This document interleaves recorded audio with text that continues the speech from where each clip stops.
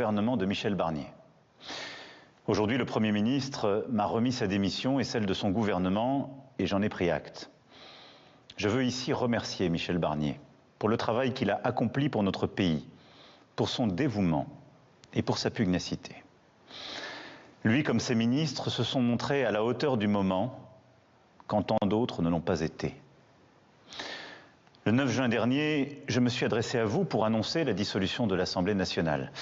Cette décision était à mes yeux en effet inéluctable. D'abord, car le vote aux élections européennes avait donné une large avance au Rassemblement national et placé les extrêmes en tête. Ensuite, car de nombreux responsables politiques annonçaient déjà la censure pour cet automne. Cependant, je dois bien le reconnaître, cette décision n'a pas été comprise. Beaucoup me l'ont reproché et je sais beaucoup continuent de me le reprocher. C'est un fait et c'est ma responsabilité. Cependant, nul ne peut dire qu'en faisant cela, je ne vous ai pas redonné la parole. Et je crois que c'était nécessaire. Vous avez pris vous-même votre responsabilité en allant massivement voter aux élections législatives en juin et juillet dernier. Et ce vote, ainsi que les désistements réciproques décidés par plusieurs partis, ont composé une Assemblée nationale sans majorité. Aucun parti, aucune coalition présentée aux électeurs, en effet, ne peut prétendre avoir seule la majorité. Et cette situation exige une nouvelle organisation politique. C'est inédit, mais c'est ainsi.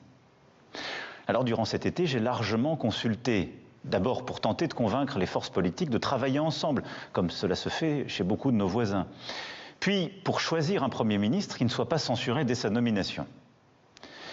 C'est pourquoi, en septembre, mon choix s'est porté sur Michel Barnier, un responsable d'expérience, jusqu'alors dans l'opposition, parce qu'il était en effet susceptible de rassembler la majorité la plus large à l'Assemblée et au Sénat, de la droite républicaine au centre, en passant par les radicaux et les forces indépendantes et des territoires. J'ai laissé le Premier ministre gouverner, le Parlement légiférer, et hier donc le gouvernement a été censuré. Et cela, malgré les concessions faites par Michel Barnier à l'ensemble des groupes parlementaires.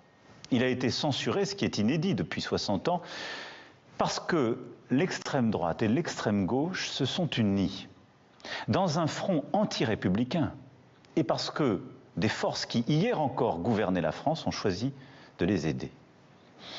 Je sais bien que certains sont tentés de me rendre responsable de cette situation. C'est beaucoup plus confortable.